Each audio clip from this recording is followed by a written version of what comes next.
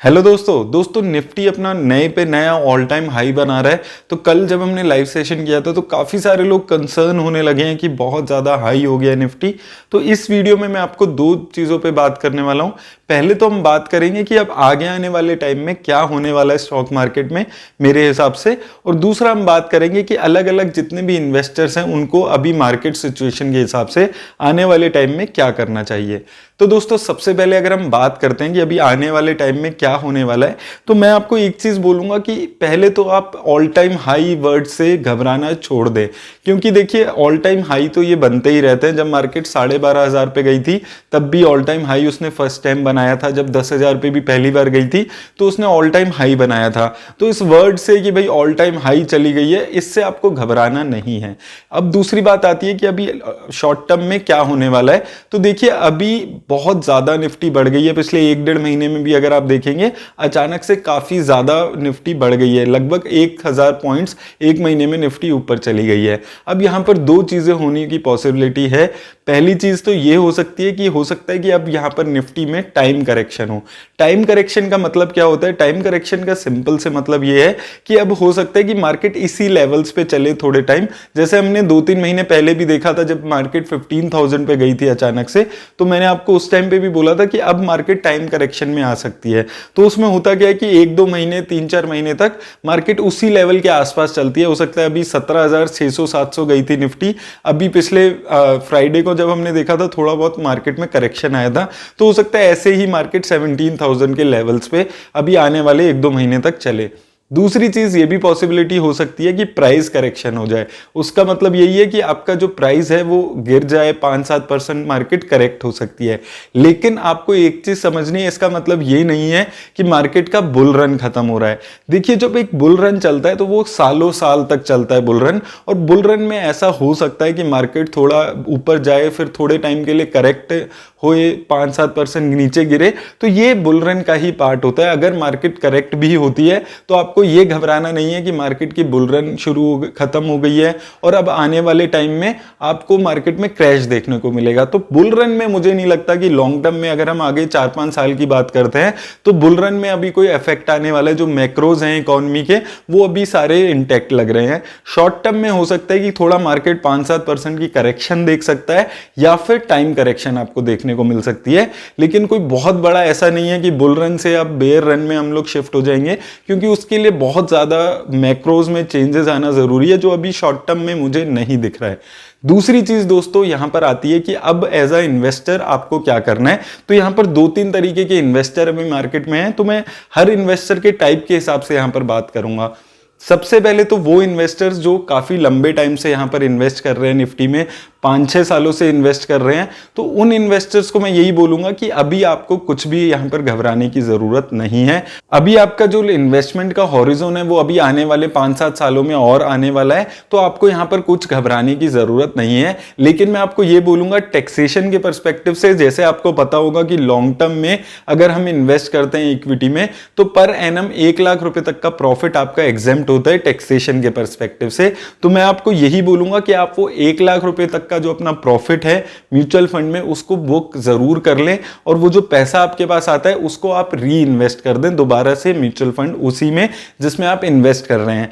लेकिन यहां पर आपको अपने म्यूचुअल फंड को बेचना नहीं है, ये चीज मैं आपको बार बार बोलता हूं, क्योंकि उसमें सबसे बड़ा जो रिस्क आ जाता है जब आप पैसा निकाल लेते हैं वो ये आ जाता है कि आपको वो पैसा निकाल के अब आप उसको करेंगे क्या। री इन्वेस्टमेंट रिस्क इसको हम बोलते हैं कि पैसा जो आपने निकाल लिया, आपने प्रॉफिट भी बुक कर लिया, उसको आप कहां पर रखेंगे। सेविंग अकाउंट में रखेंगे तो 2% का आपको प्रॉफिट मिलने वाला है, उसमें कोई भी फायदा नहीं है, साल का 2-2.5% इंटरेस्ट है। तो इसलिए मैं आपको बोलूंगा कि अगर आपका लॉन्ग टर्म गोल है तो आप अभी भी उसको इन्वेस्टेड ही रहिए, बस आप अपने टैक्सेशन पर्सपेक्टिव से थोड़ा पार्टली प्रॉफिट बुक करके उसको दोबारा से री इन्वेस्ट वहां पर कर सकते हैं।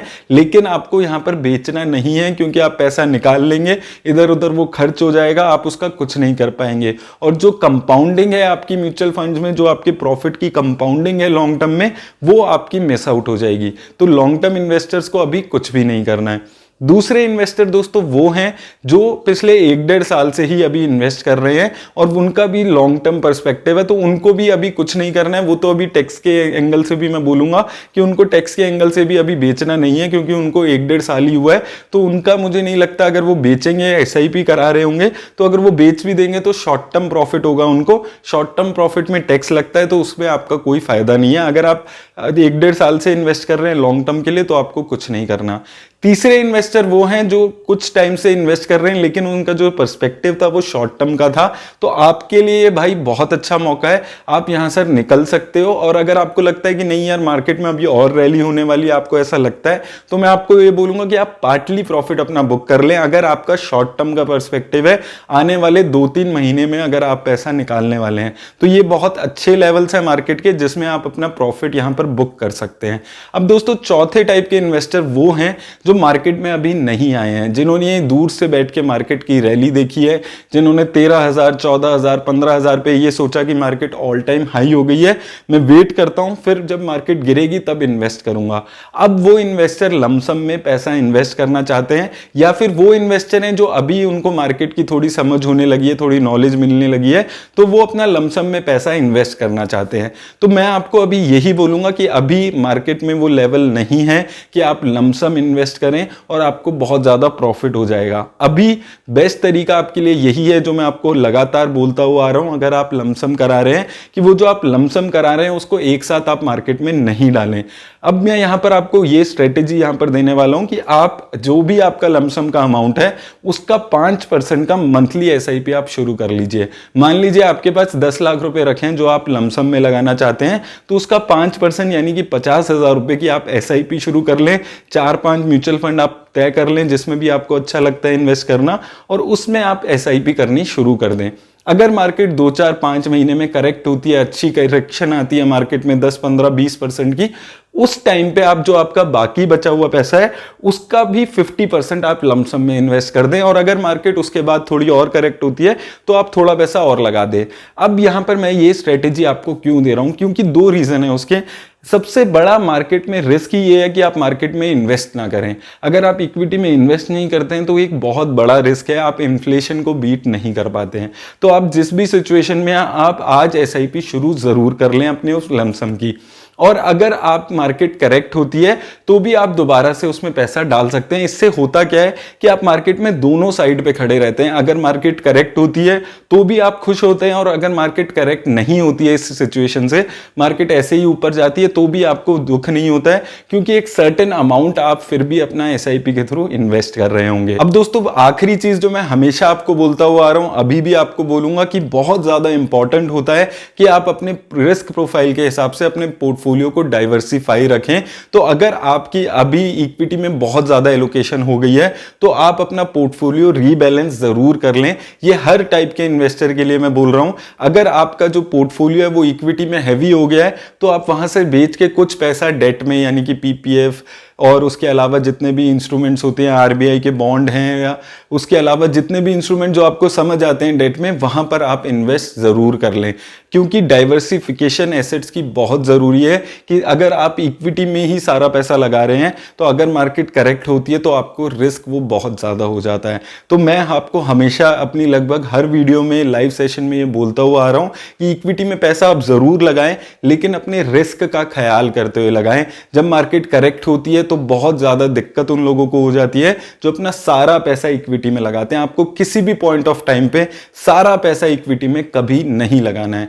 दोस्तों उम्मीद करता हूं कि आपको थोड़ा क्लैरिफिकेशन मिली होगी कि आपको इस मार्केट सिचुएशन में क्या करना है। अगर आपको ये वीडियो अच्छी लगी हो तो इसे लाइक और शेयर जरूर कर दें। धन्यवाद।